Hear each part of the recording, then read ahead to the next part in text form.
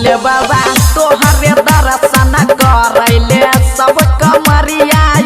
बैठा हो भोले बाबा तोहरे दर्शन करैले सब कमरिया बैठा सब कमरिया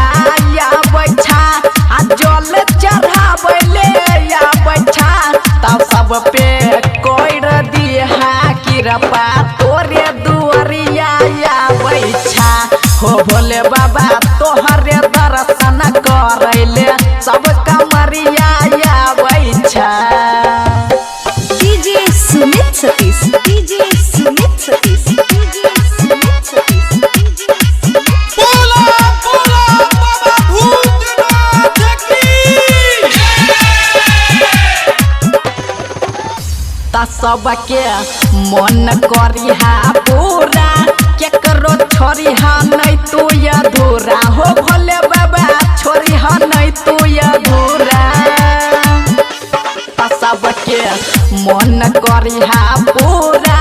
केकरो छोरिहा नहीं तू अधूरा हो भोले बाबा छोरिहा नहीं तू अधूरा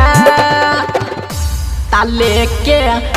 बैठा सब गरिया तोरे दुआरिया बैठा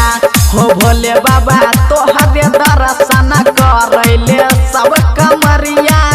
बैठा। DJ Sumit Satish DJ Sumit Satish DJ Sumit Satish बोला बोला बाबा बैजनाथ की ता बोलबम बोलते अइता दुआर